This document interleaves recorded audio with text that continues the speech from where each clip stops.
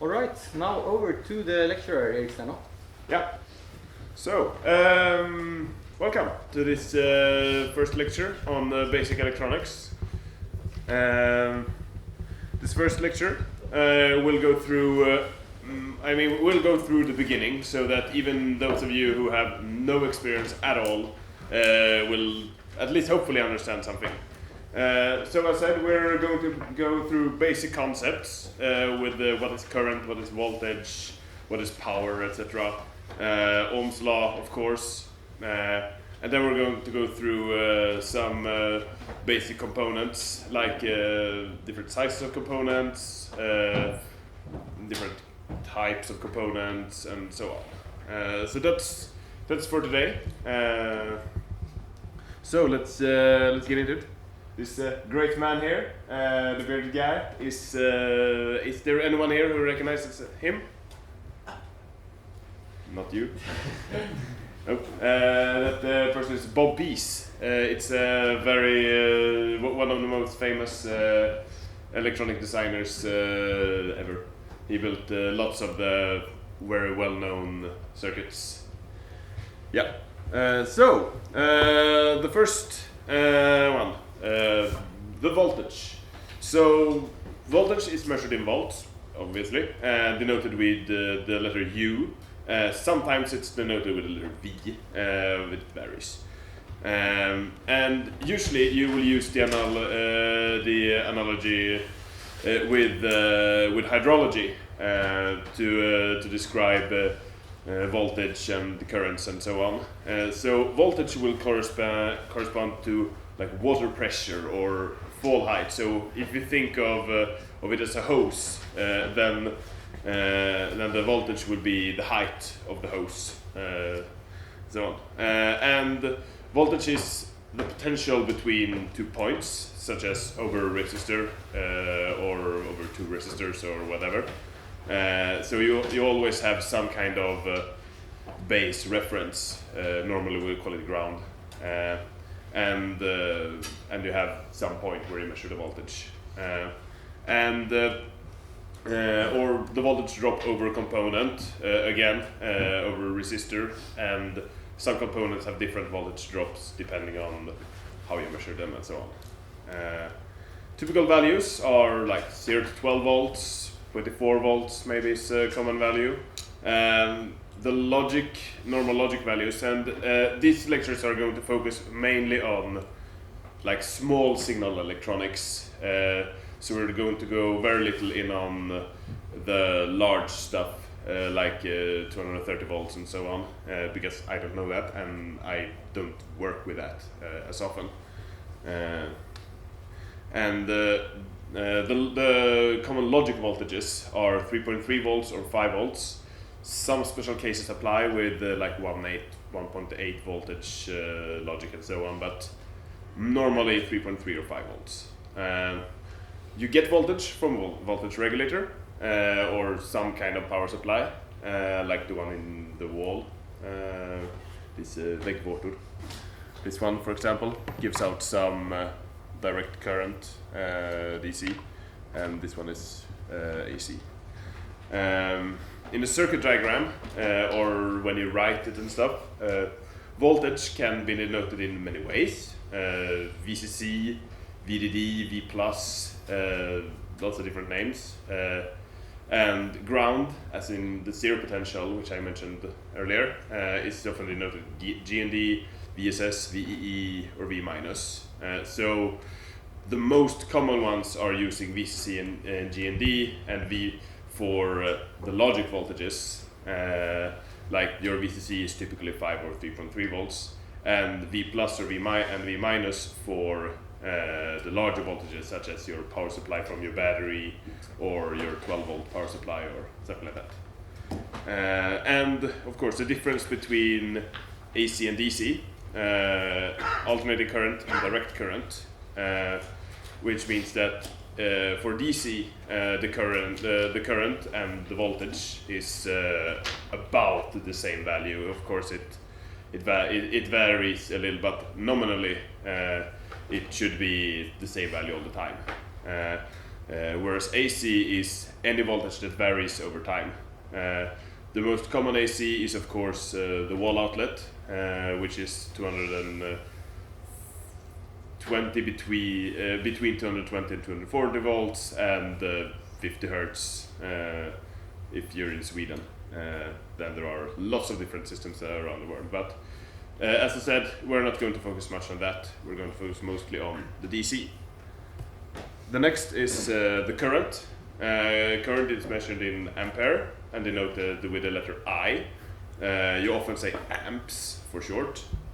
It corresponds to the flow rate in our hydrology analogy, which means that this is how much water that flows or how much energy that flows.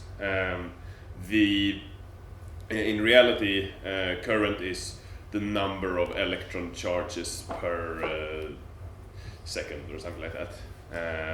But that's not really useful to know unless you're dealing with really high speed stuff. Current is the flow through a point, as in you have a current through a resistor, for example. Typical values are 0 to 10 amps. You often measure it in milliamps when concerned with small signal electronics. And some examples here. You have a small LED, which stands for light emitting diode, so it's LED. They draw typically 1 to 20 milliamps for the normal indication ones. You have a microcontroller, which draws typically like 20 or 100 milliamps, depending on how much it does. They can go down to like 1 microamp in sleep mode if they're made from Texas Instruments. Like a small motor, like the one you will use on your like small robot, is a couple of amps, 1 to 2, maybe 4 in worst case. And there is no component that is a current source. You cannot buy a current source. What you buy is a voltage source that can regulate its output to produce a constant current. But you can never buy, as I said, there is no current source component. Most often you will not need to know to use constant current.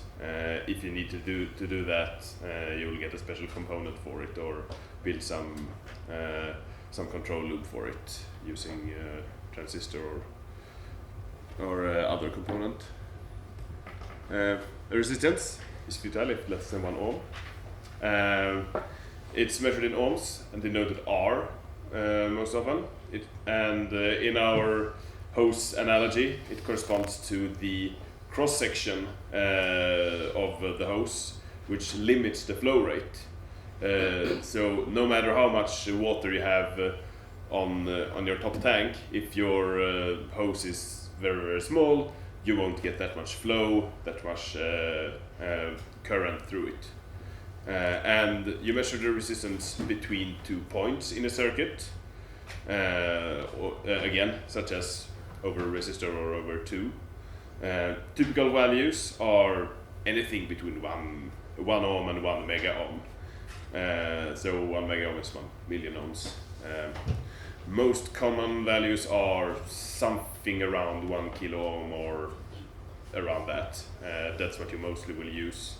There are cases where you use the large ones in the mega ohm range, but they are very, very few. As I mentioned a little earlier, the typical component is a resistor, but most components has some resistance. Your leads have resistance. If you've ever drawn like schematics, then you draw a line and says that this line has no resistance. In reality, it has. The power. Power is measured in watts and denoted with the letter P. And I actually couldn't find a good analogy with water, so deal with it. Power is often in conjunction with the power dissipation of a component, effektutveckling in Swedish. and it means how much power is burnt within a component, and power turns into heat. It heats up components, and components break from heat. So if you sink too much power in a component, then it will break. And power is most often calculated as the current times the voltage for DC. For AC, it's a little more complex, but basically that's how you do this. Yeah, and to tie all these concepts together, we have Ohm's law, which is, as I said, one of the most important, if not the most important, relationships in electronics. And the basic of Ohm's law is R equals U divided by I, that is the resistance equals the voltage divided by the current. And if you can mess around with that equation to calculate. If you have two of them, you can calculate the third one. And if you throw in power as well, you have the power equals times the current squared. So with great power comes great resistance times current squared. This diagram here it's actually very good to look at if you're ever unsure on Ohm's law. How to write stuff in electronics is, well, there are lots of different conventions and people do like whatever they want, but these are the most common ones. For decimal values, you will often omit the decimal point and just place the unit in between. So for example, for voltage here, you will have 3.3 volt, which is often denoted as 3V3. For resistance, for 3.3 kilo ohms, for example, you will just write 3K3, and in this case you will skip the ohm, because omega is a hard letter to write on computers. And also because you know this from the context that, okay, I have something here with a value of 3.3 thousand. That's probably a resistor. So that's stuff you have to learn. And in the same way, for very low resistances, you write 3R3, for example, instead of 3.3 ohms.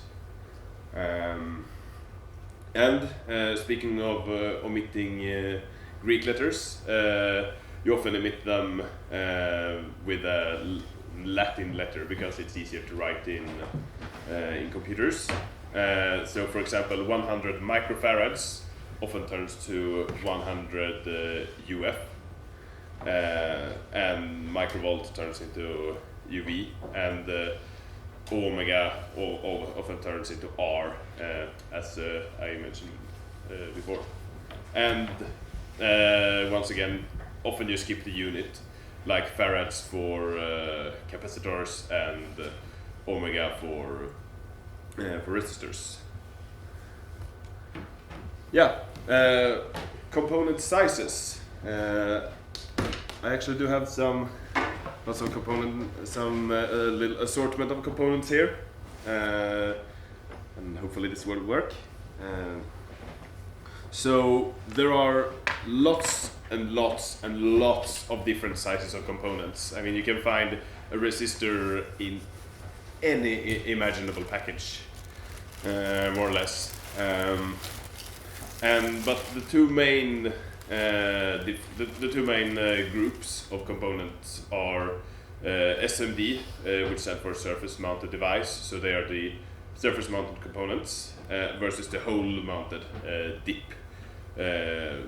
It's often called. They're the ones with legs, basically.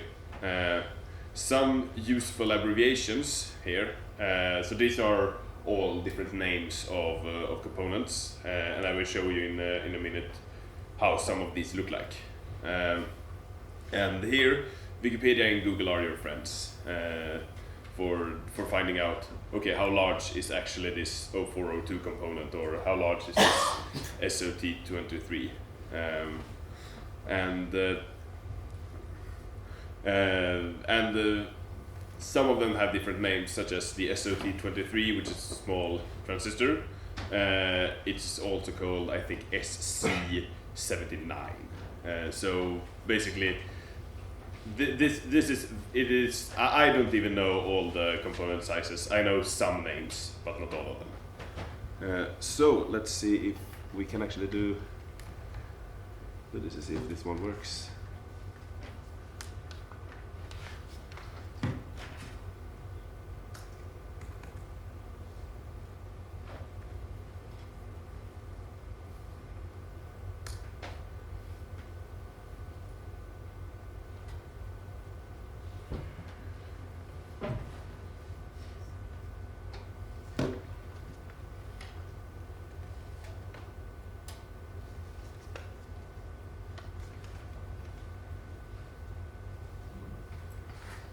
Perhaps this is... You know what, I'll just show it in the built-in webcam instead. That's easier.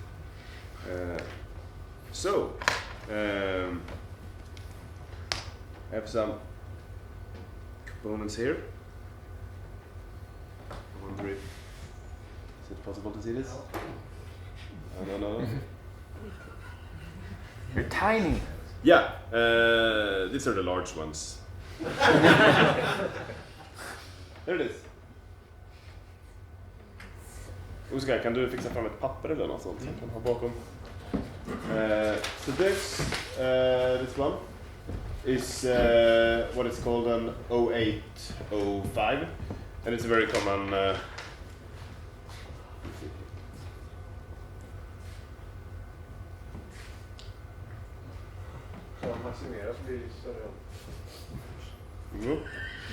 It ran away.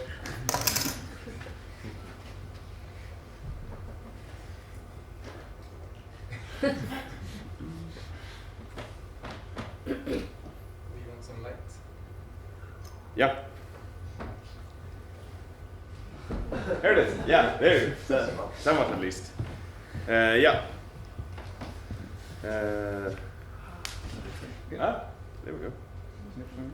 Then we can put up some other components here as well. There's a larger. Do you have any through-hole components to compare with? Because yeah, sure. You don't usually start out with these. Yeah. It's good now. You can see the grids are 5mm.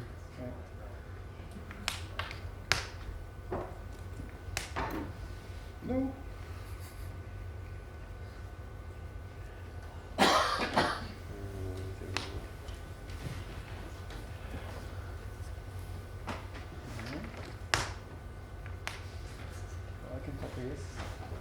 Yeah. So and we have these. This one here, you see the nail.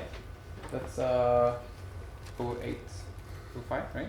Is this the 12? No, that's 1206. Okay, that's 12. Actually. Okay, so that's four numbers. The two first numbers correspond to the thousandths of an inch long, and the last two is thousandths of an inch wide. So it's actually 12 thousandths of an inch long and 6 thousandths of an inch wide.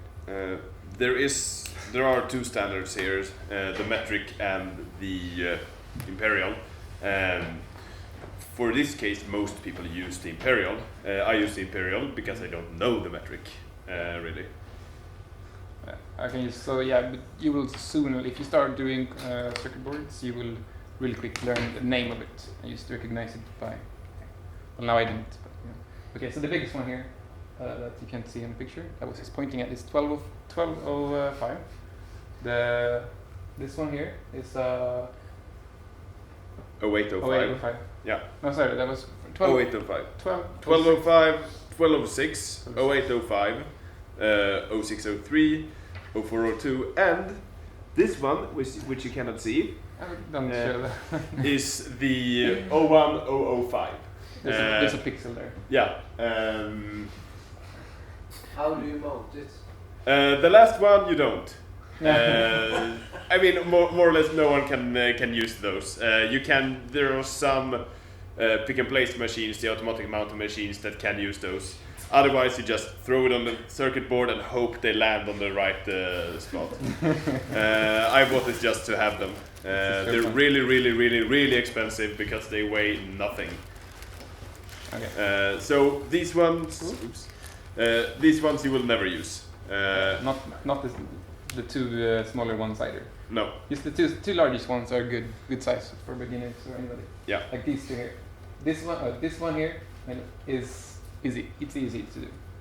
And this one kind of easy to do also. Soldering. So there's 2 terminals on it. Right?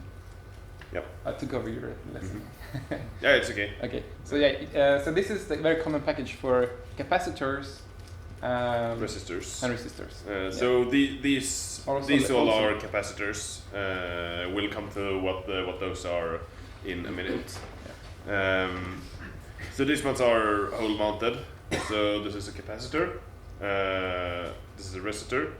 Here we have a diode, Schottky diode more specifically. A transistor. This is bipolar, I think. And here is also a transistor. This one can handle much more current than this one can. Go figure. This one's actually very good. So these are like some of different sizes of component. I think I forgot a large resistor at CRF. Didn't have any regular. Oh, that's a big yeah. Does everybody understand the idea of surface mounted, hole mounted? Or it's like if you do not get it, that's a good time to ask. Could you show a circuit board with each? Oh yeah. Yeah, there's the circuit board. Well, here's like you can see. You see the pins here on this one? Oh, that's artificial. You can use this one. So. Yeah, this one's better. Okay. Okay.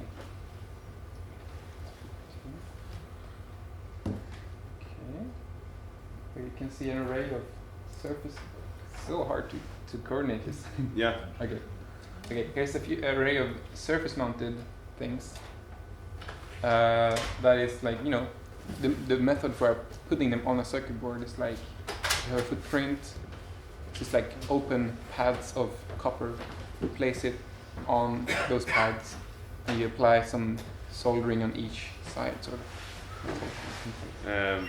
How these ones are made are actually, they have a machine to do that, which is Okay. called pick and place machine, and they solder it in the oven. And the opposite here is that the holes here on the sides, when the things here, the array you can see of pins, they're hole mounted. So there's actually a hole going through the circuit board. So when it's manufactured, there's a drill. They drill a hole. They drill a hole through the circuit board. And they put those pins through the hole and then apply solder. You can see some other like this. You can actually not see that. This one is also hole mounted, for example. So this one has holes going right through to those two. And yeah, microcontroller as well. So basically, components in every size you want. The smaller the better, I think, because then you can have room for even more of them on the same area. And for components, as I brushed on earlier, size does matter somewhat, at least. If you remember, the small transistor could handle much more current than the larger one could. So I mean, size is not everything, but it's the larger the component, generally the larger the current it can handle.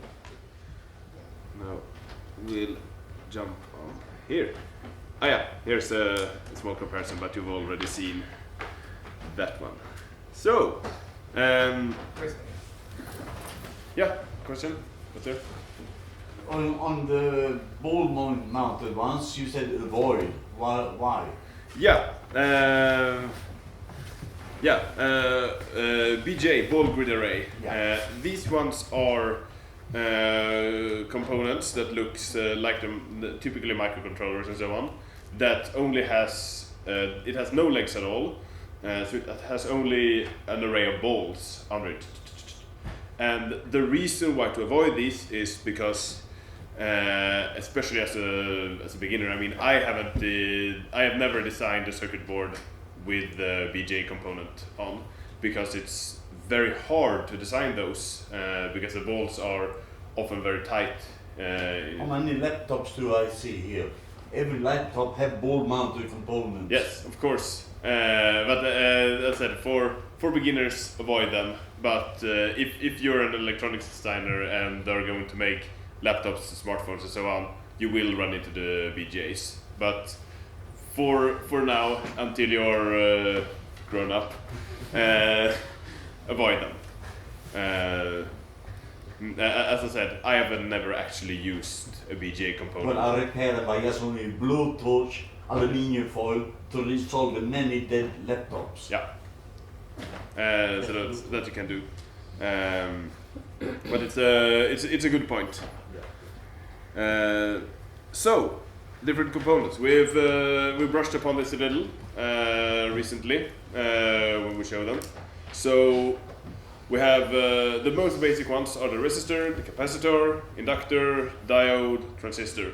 And there are some more advanced, which we'll talk about next time. So I think you saw actually, you saw every one of those components here on the screen.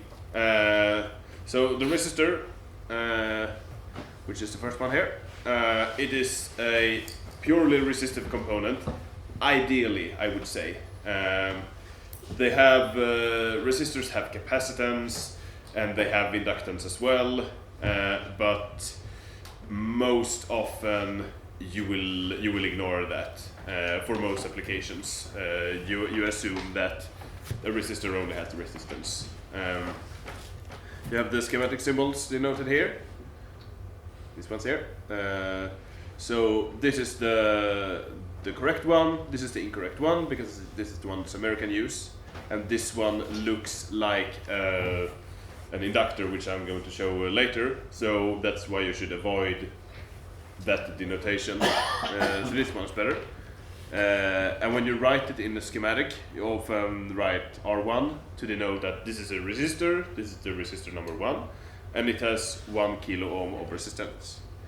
This here is what is called a trimmer or a potentiometer, so it's basically a variable resistance. These ones are used in more or less all circuits. I mean, every circuit board you will find, you will have at least one resistor. It's one of the most common used components, but the capacitor might be more common. And as well, the value, well, it depends on which application you want. As I said, between 1 and 10 or 1 mega ohm or so. A very common way to denote the values of them is, or to divide the values, is what is called the E12 series, which means that you will have 12 values between 1 and 100. Which means that between 1 ohm and 100 ohms you will have 12 values. Between 100 ohms and 1 kilo ohm you have 12 values. 1 kilo ohm to 10 kilo ohms, 10 values, etc. etc. So this should actually be between 10 and 100 instead. It's incorrect there. The value of a resistor is written on, at least on a little larger resistors, is written on the resistor. And the whole mounted resistor you saw earlier, this one for those of you who can see this, has little rings on it, which is called the color codes. So this one tells you the resistance of the component. I don't know the color codes. Because I mainly use surface mounted, which has another way of telling how the resistance. But what I do is I usually take out my multimeter and measure it. That's the easier way. Yeah. It's very easy to remember the color code. black bastard rate or young girl, bloody virgin going west. So if you want, you can remember the color codes. I just use a multimeter. I think it's easier. There are also actually apps for a smartphone that you can film a resistor and it will actually look at it and tell you the resistance of it based on the color code. The surface-mounted resistors have a 3 or 4 letter or 4-digit code, where the first 2 corresponds to the. So, for example, if you have a resistor with this, it will have 10 ohms and then 0 zeros after it. See anything? Bigger. Bigger, yeah. So, for example, 100 here. This one tells you the resistance.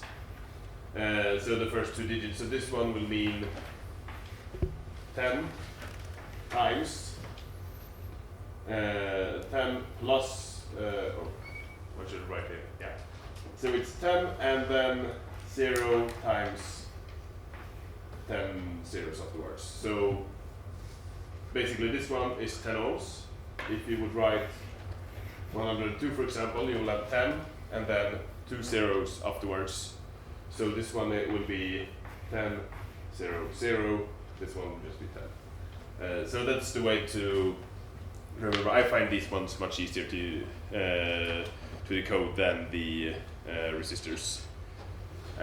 They sometimes have 4 digits, and then and that's if, for example, if we write this, then it will still be 10 ohms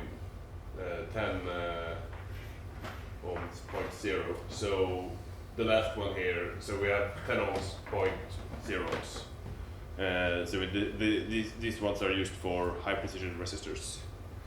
And speaking of precision, resistors are usually divided into the tolerances. So one of the most common tolerance is 10%, which means that if you buy a resistor that has 1 kilo ohm, it will have 1 kilo ohm plus minus 10%, or plus minus 5, plus minus 1, and so on. So the better the tolerance, the higher the price of the resistor. For most applications, plus minus like 10 is okay, because it really doesn't matter exactly which value you have for like 9 out of 10 applications. So the uses of the resistors are, for example, as a voltage divider, as a pull down, pull up to define your signal, a shunt resistor which you can measure the current over, and the feedback resistor to give you some measurement of the voltage in another part of the circuit, for example. We'll go through these next time. And different types, the potentiometers, actually all of the next bottom line. This line all are the same name for the different names for the same components. So potentiometers, turn or trimmer resistor, or just pots, are basically variable resistors, useful for like user input. And you also have the LDR resistor, which is a light dependent resistor. Those are very hard to come by nowadays because it's illegal to make them, because they contain cadmium and you can't have that. But they are useful for different kinds of sensors. Today you will use a photodiode instead, because they're illegal to make. The next is a capacitor, and as you remember, most of the components I showed you were capacitors. Different names for it are capacitans in Swedish, capacitor or cap simply. You see there are two kinds of capacitors. You have the ones which are not polarity sensitive, and you have those that are polarity sensitive. So capacitor is written as this, with in the same manner as the resistor, with C denoting capacitor, 1 denoting which capacitor it is. And this one has 100 nanofarads in capacitance. This one, it matters in which way you connect it. If you connect it the wrong way, they might break and catch fire, which is bad. This one has 100 microfarads, and the plus is this side, the one with that does not have the curve on it. There are several ways of drawing those, but it's kind of the same. It is a capacitive component, which means that it stores energy. In our water tank analogy, this could be like a water tank, for example. They're measured in farads, F, and denote C, as I mentioned. Typical values are somewhere between 10 nanofarads and 100 microfarads, but you have basically everything in between. So the smallest ones that are actually used often are like 18 picofarads. They're typically used for crystals and clocks and so on, and some very, very high-speed filters. And there are even larger ones, like several farads components exist, and they are used as like a small battery, more or less. And capacitors are used to smooth out the voltage. You connect them in parallel to the voltage, and for filters, such as when you want to filter out the specific part of a signal, you often use a capacitor and a resistor together with it, but more on that next time. You have the three basic types of capacitors. You have the ceramic ones. Those were the small ones we showed earlier. They can be very small. They're cheap.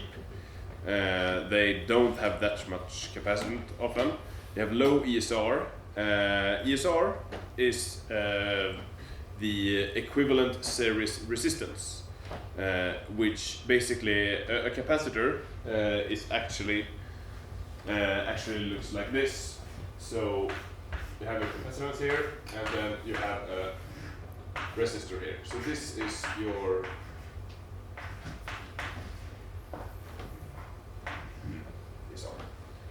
so this one says how fast can I charge or discharge my capacitor.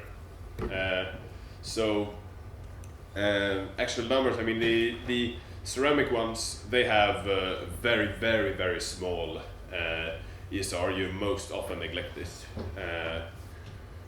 For next type, the electrolyte, these are larger, a little more expensive than the ceramics. They have lots and lots of capacitance. This one has, now let's see if I can find this. This one is 47 microfarads. The small ones I showed you are typically 100 nanofarads. Yes? If you have a high ESR, can you charge it fast or slowly? High ESR means you have a large resistor, which means that the larger the resistance, the less current will flow in it. And the ESR values, are they in the range of a few ohms for electrolyte, for example? Or it depends. For electrolytes, yes, a few ohms. For ceramics, I actually don't know how they are, but typically like a couple of milliohms or something like that, depending on the size of it and so on. The electrolytes have polarity, so it depends on which way you connect it. And the last one is tantalum, or tantal. capacitors. They're a kind of electrolyte. They're more expensive. They have a mid-range of capacitance, but they have lower ESR, and those can be below 1 ohm. And they don't lose C, and I will come to that in a moment. They have polarity. They're a little more sensitive to current ripple, and here is very important. On all electrolyte capacitors, you have a little marking, and that marking is minus, except if it is a tantalum. Then that marking is plus, for some reason. And as tantalum capacitors are, if you connect them the wrong way, they will explode. Can you tell the difference?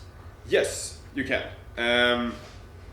The electrolytic are typically look like this, as you saw. They are some kind of can or something like that. The tantalums are typically, I don't think I have anyone here with me. They are typically, most of the surface mounted, and they are more or less always orange. If they're orange, then it's a tantalum capacitor. And they are very often used. There is a little side note is that there is some controversy around tantalum capacitors because tantalum is only mined in like Congo and other conflict areas. So your tantalum capacitor might have blood on its hands, so to speak. So some people think that no, we should never use them, but there are other sorts of tantalum as well. So there might be a little controversial, and they are a little more prone to breaking than other and causing fires, which is bad. Yes? But those two schematics symbols you have in the corner, Yeah. which ones do you use when? So this first one, this one is for non-polar. So this is most often a ceramic capacitor. This one I will use for all polar capacitors, such as electrolytes and tantalum capacitors. So that's basically and this is something that most people actually don't know, even those who worked with electronics for a long time don't know that the ceramic capacitor will lose their capacitance at higher voltages. So all capacitors have a voltage rating, say 10 volts or 25 volts. Over that volt, if you connect the capacitor to a voltage over that voltage, the capacitor will break. However, the ceramic capacitor, say you have a ceramic capacitor that is rated for 10 volts, and you connect it to 9 volts, then you think it's all fine. But what happens is that that capacitor will lose its capacitance very, very heavily, depending on the size. For the smallest one, for the smaller ones like 0603 or 0805, at about half the voltage, they will lose something like 80% of their capacitance. So if you connect 100 nanofarads rated for 10 volts to 5 volts, it will perhaps have 20 nanofarads left, and that's really bad. And this is something that most people actually don't know. I didn't know that until like 2 years ago. So that's one of the reasons why you would like to use tantalums or electrolytics, because they don't lose their voltage or they don't lose their capacitance at higher voltages. Time is up now. Yeah. We'll take the slide and then we will take a short break. The third component in our RCL series, as they are often denoted, is the inductor, or in Swedish Inductor, spole or coil. So the inductor is an inductive component, hence the name, and they also store energy as a magnetic kind of thing. and they look like this, or they are they're denoted like this, some kind of springy coil thingy, and sometimes these might look like the American version of the resistor, if you remember this one, which is why you should avoid this one, because they look kind of like this one. Inductance is measured in Henry, H, and denoted L. Why L? I have no idea. Because Why Henry? Yeah, because there was a guy called Henry. And typical values are between 1 microhenry or 100 millihenry or something like that.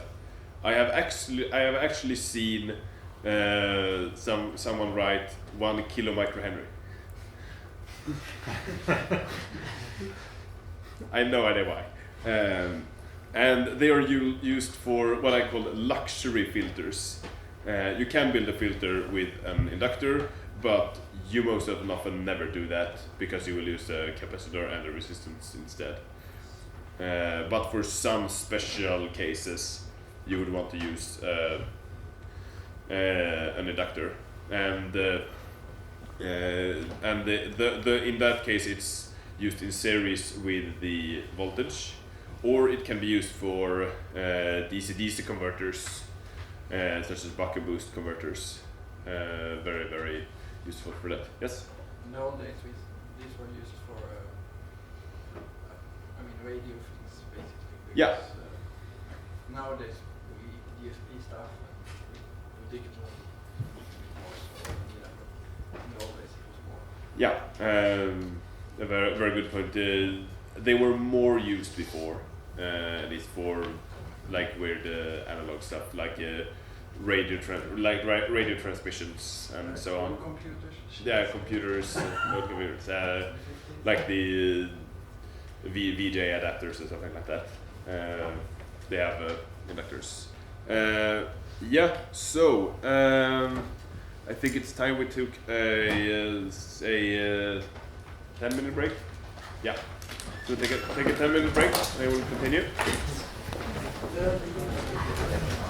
Okay, everyone found their seats? Great. So we'll continue where we left off. Yeah, so the diode. A diode is one of the components I showed you earlier. This one, the black one, the black little cap stuff. It's also called a rectifier diode or diode in Swedish. You draw them as this, so it's basically an arrow with a dash on it. And ideally, they conduct current in only one direction, which means that if you feed a signal, if you try to feed the current this way through diode, then nothing will happen. Ideally, I'd say, because all diodes have some what's called leakage current, which means that they conduct, or reverse current, which means that they conduct a small amount of current in the reverse direction, but most often you neglect that. A diode has a voltage drop, and both what's called a forward voltage drop and a reverse voltage drop. There is a rule called the Planck rule, which means that we have a positive anode and negative cathode. So the positive side, this side, is called anode, and this negative side is called cathode. And we have several different types of diodes. We have the Schottky diode, which is actually the diode I showed you. They're typically black and typically a little bigger. They are more powerful. They have a low voltage drop, typically below 1 volt, which means that if you would have 5 volts here, you will only have 4 volts left on this way, and that voltage here will will not disappear magically, or it will disappear as heat, which I will come back to a little later, how that will break your component, which is bad. And then you have the Zener diode. They're less powerful, but they're useful because they have a very well specified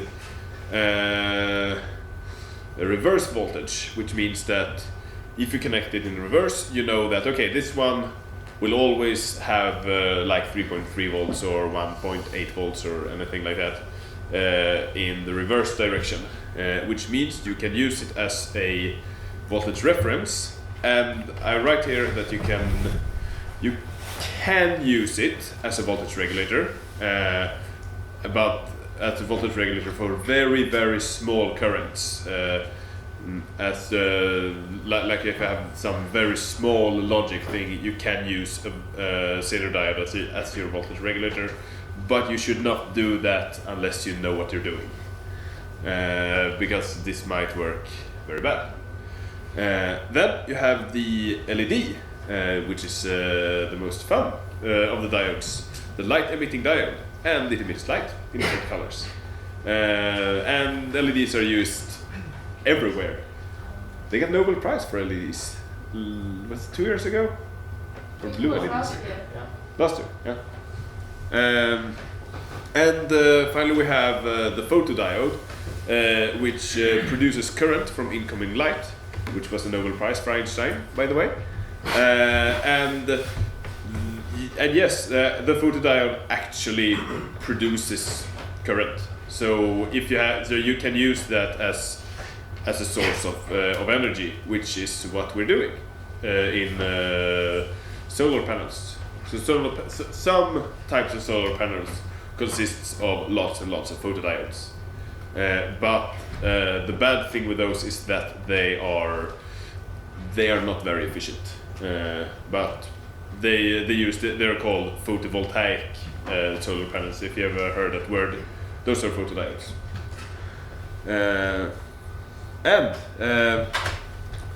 And the very, very common question: which resistor shall I use for my LED?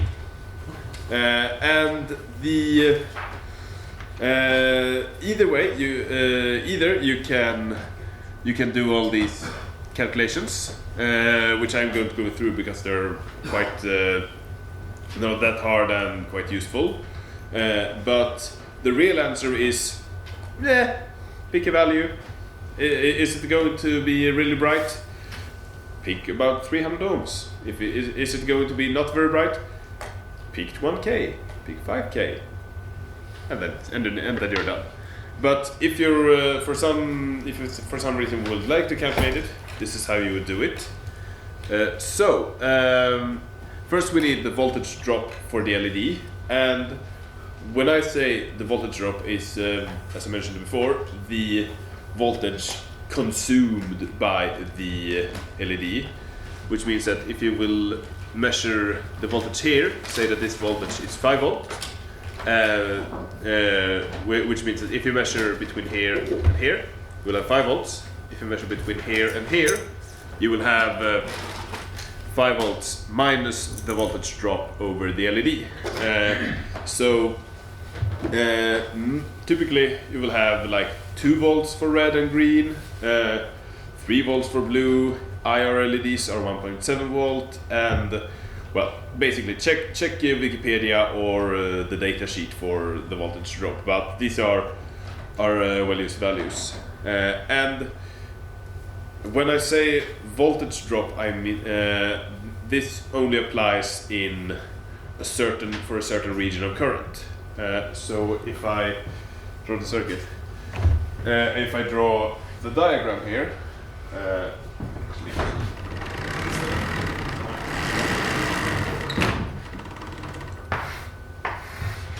so here we have current, and here we have V, which means that, let's see, so I do this correctly, we'll have something like this, which means that in this region say that this is 1 milliampere, this is 20 milliamperes. So we have volts here, which means that for this region you will have 2 volts voltage drop. For example, I mean the values can be very different and the curve can be very different, but that's the basics of it, which means that you often use the specified drop for the LEDs to calculate. You assume that okay, this is what's always going to apply, basically.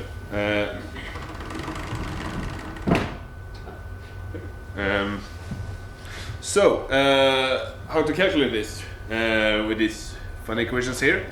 You have the voltage drop over the resistor is, as I mentioned before, VCC minus voltage drop over the diode, and we have R1, as in the resistance in R1 is the voltage drop in the resistor divided by the current through the resistor, and using these 2 equations we can calculate what we want. So basically we set that okay, we have a certain voltage for VCC, we have a certain color for the LED, say red in this case, which means 2 volts voltage drop. Then we set the current, as in I want my LED to be really bright, so I set it to 10 milliamps. That will be quite a bright LED. 20 milliamps, very bright. More, even brighter. They might break. They will break if you have too much current through them. But for like larger LEDs, you can have like 10 amps or something like that. So it's basically more or less everything. But say we have 10 milliamps here. This means that, and the voltage drop here is 3 volts over it.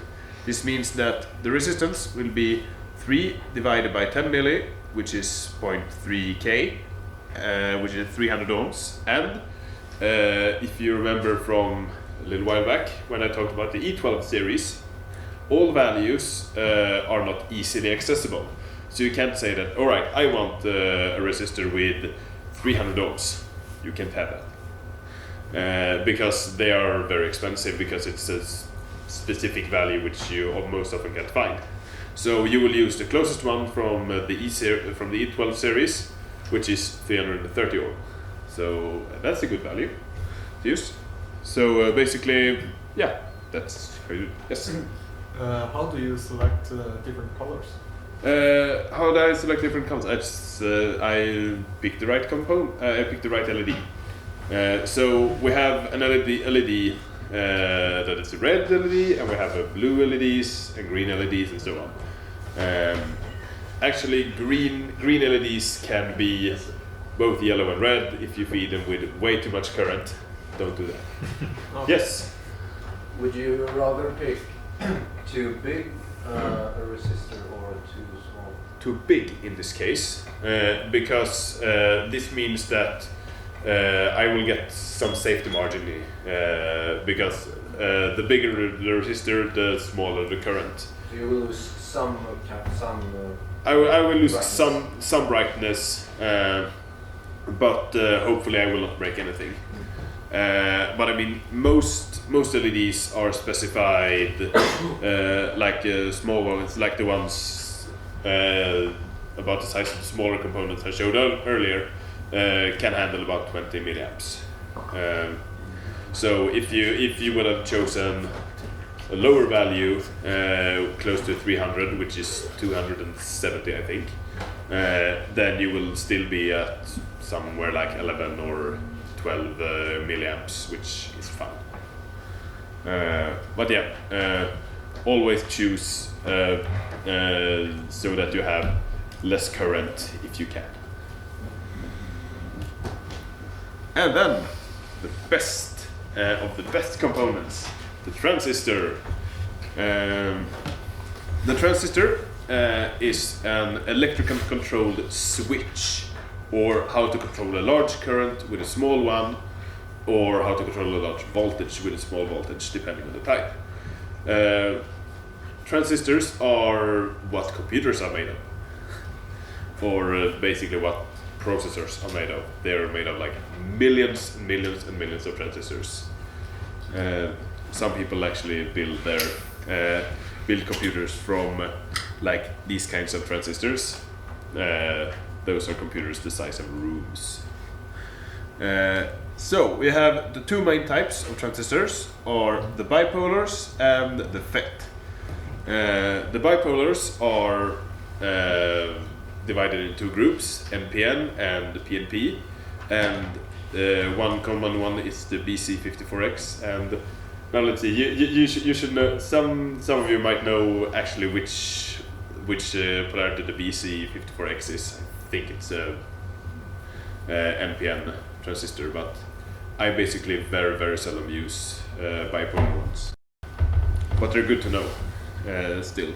The bipolar ones are denoted as this, and they have three inputs or three terminals. We have the base, the collector, and the emitter, and you control using the current that flows from B down to from the base to the emitter. You control the current flowing from the collector to the emitter,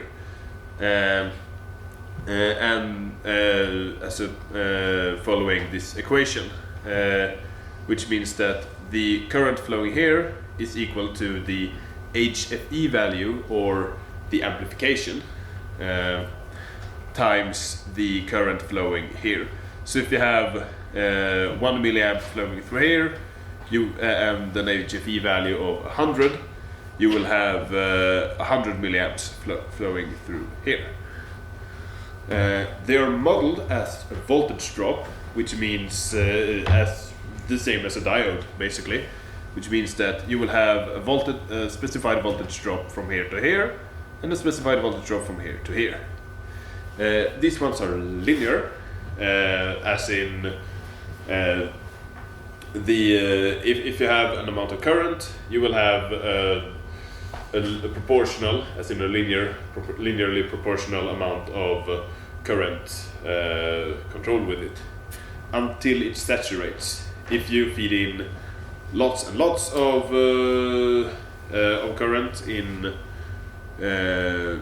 here, then you basically, I mean, if your circuit here only will draw 1 ampere, and you feed in 1 ampere here, it will still not draw more of it. So then it will saturate, and that's actually where we want to be, because there consumes less power in the saturated mode. Yes, Connor? What is the difference between an NPN and a PNP? Yes, very good question. NPN, I actually don't know exactly what the abbreviation stands for, but it's how you connect your sources. So you connect one way and the other way. So this is an NPN, and I think it's like NPN is not pointing inwards, and PNP is pointing inwards proudly, which means that it's the direction of this arrow here, which means that often at the emitter you will connect your ground.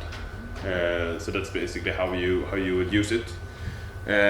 But for the PNP, you turn it around and you will connect it like the other way. It's basically the same. I'm going to explain it more on the FET transistor, but they're basically the same way to connect it. I don't use, as I said, I don't use bipolars very much at all, because FETs are better.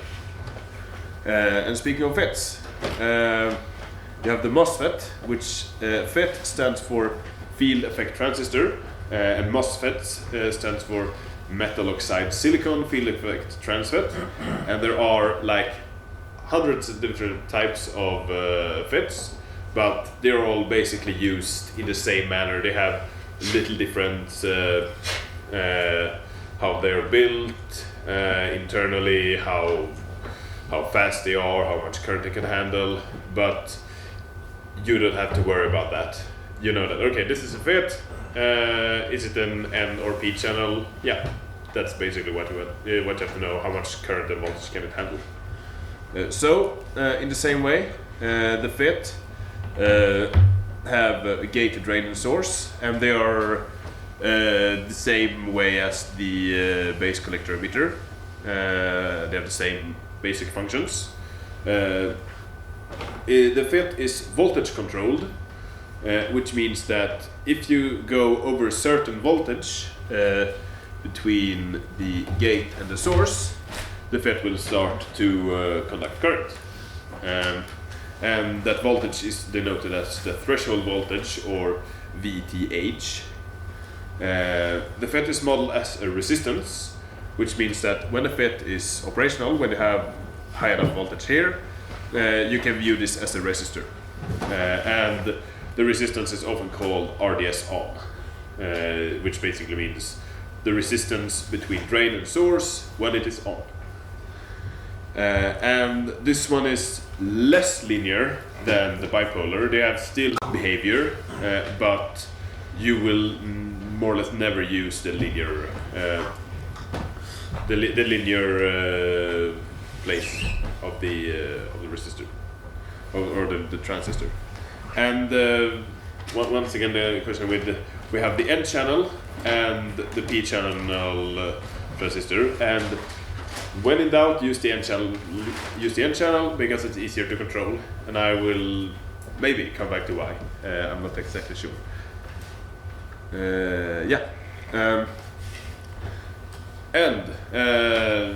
This is the other calculation that you might want to do. The first being now the resistance for an LED. This one is actually good to do, this basically answers the questions: how large FET do I need?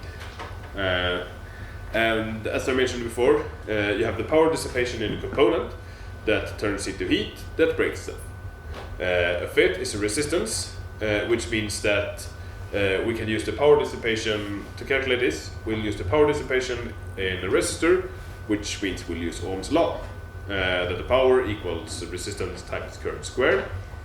In the datasheet, you will look for what is called the CW rating, or that other stuff,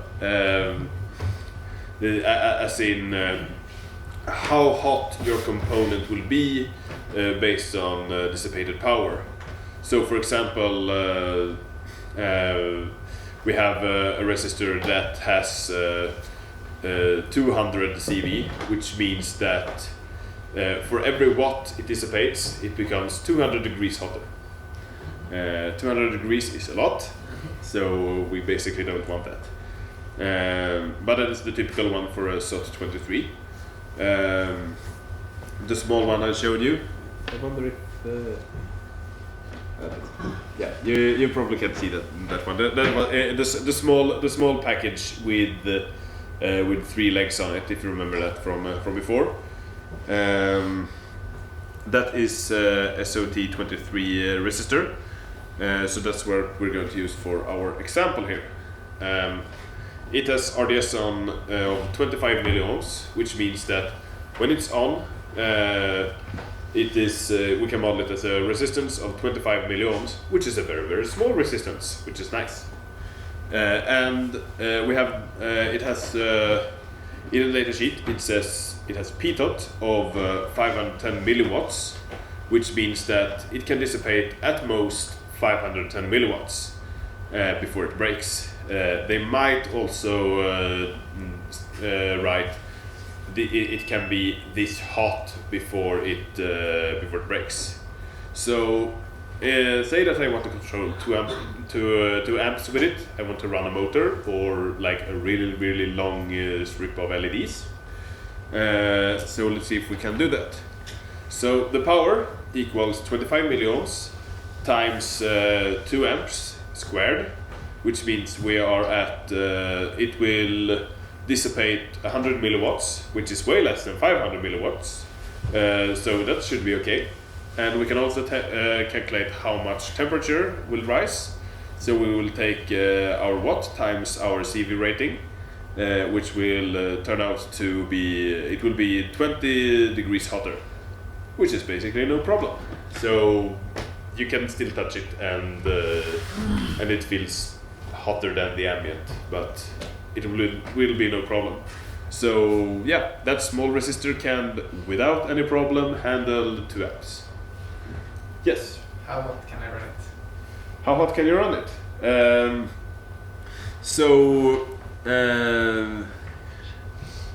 That depends on your application.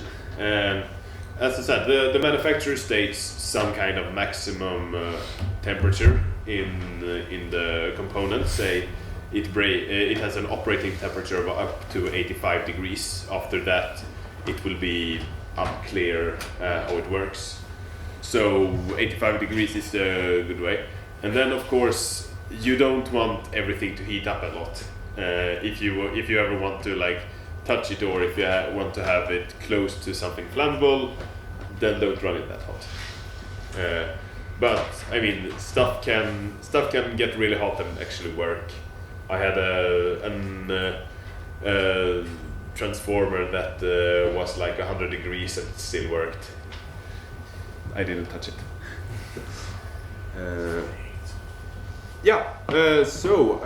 I think that's what's for today.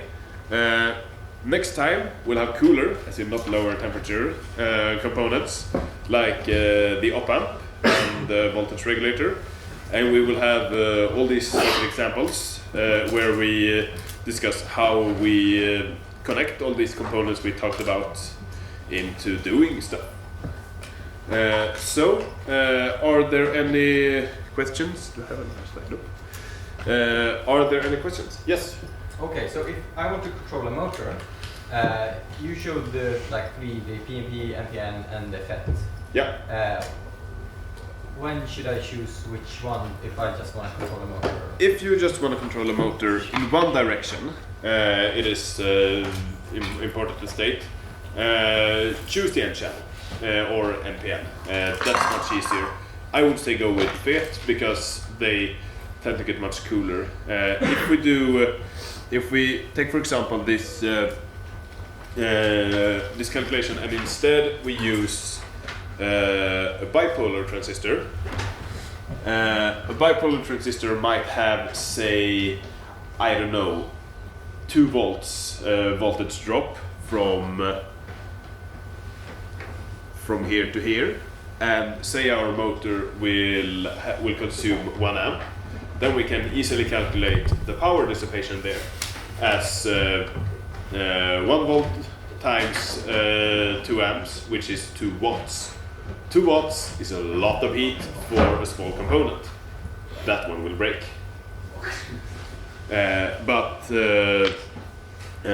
Of course, you can do that if you have the larger ones, those are called TO 220. I don't have any one of those with me today, but they're larger ones, pole mounted stuff. Yes? If I may not have taken any notes today, but I want to figure out what was on slide 3, how can I find out? Yes, I will put up the slides. I think they're actually already up on CRF's wiki. There is actually an article. The wiki is in Swedish, but this slide will be there in English. There's actually an article about basic electronics where it talks about most of these things. So that's where it can be. We can also put it up on like a post on the webpage afterwards. Something like that. What? Yeah, sure. We'll put it up on Facebook as well. Yes, question? So, essentially, when we see current, there is something that draws it. Yes. Right? So, for example, a motor is something that can draw circuit if we apply the voltage to it.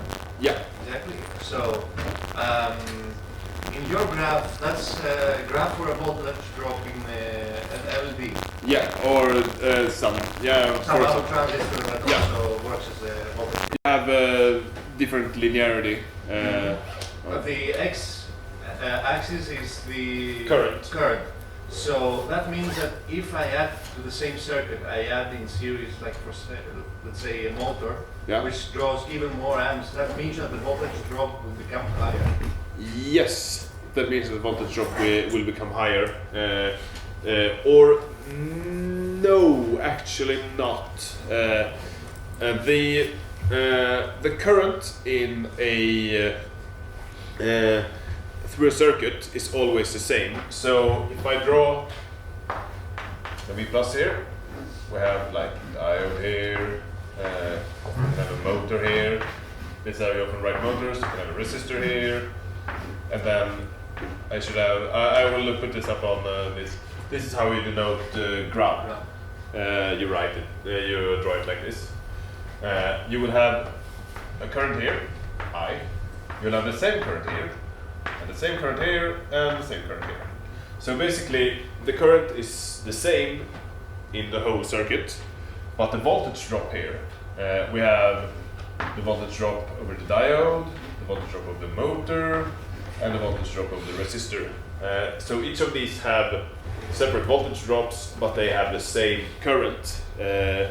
So this is what I kind of hinted at this when designing the LED.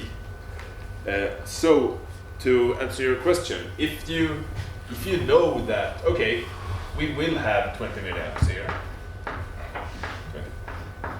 then you know that okay, there will be 20 milliamps through my motor.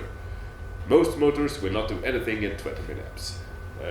There are some that will. The very, very, very, very small ones.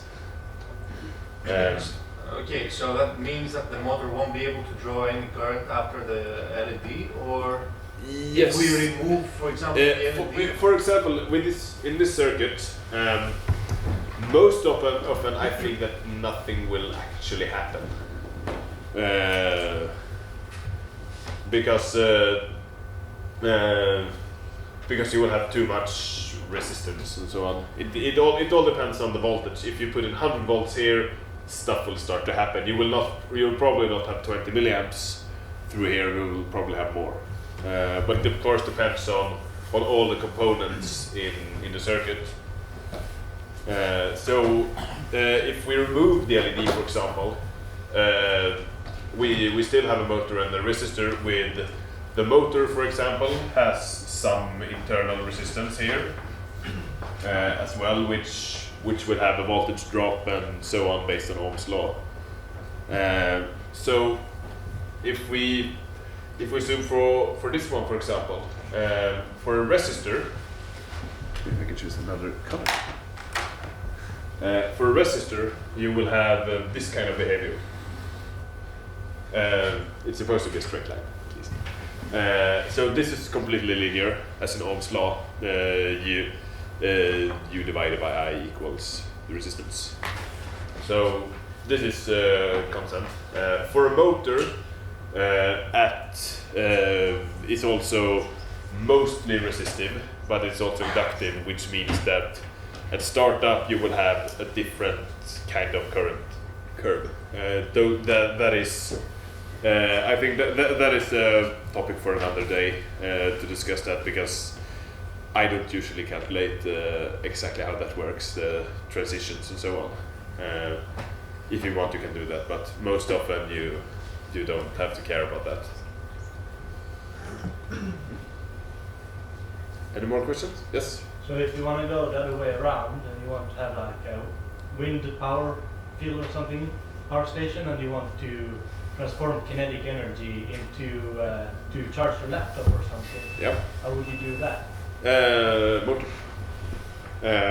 DC motor, or actually you would most often use an AC motor, and that's a much more advanced topics, but for the easiest way you would have a DC motor.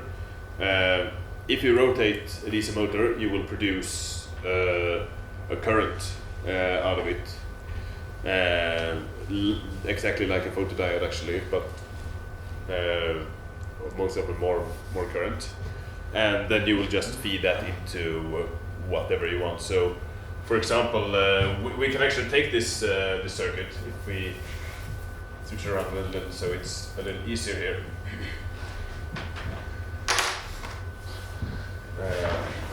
So we have the motor here, and we have an LED here. And if you turn this motor, we don't have any connection here.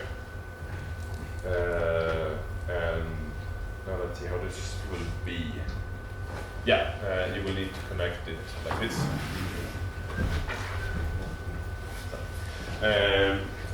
So if you turn this motor, you will generate a current. This current will pass through the LED and the resistor and go back. So then you will have a completed circuit, which means that if you turn it quickly enough, and if your resistor is not too big, then your LED will light up. So that's basically the same principle as if you a very, very simplified version of charging your laptop with a wind power generator. However, if you're going to make one that's actually good and efficient, it's much harder to do that, because then you would most often use what is called a BLDC motor, which is a brushless motor, and they are much harder to deal with than normal DC motors. So yeah, if you want to build something like that, go ahead. But there's a lot of research you will have to do on that, and it's out of the scope of these 2 lectures actually. Yes. Any more? Nope. Then I thank you for today and welcome you to the next lecture, same time next week. Thank you.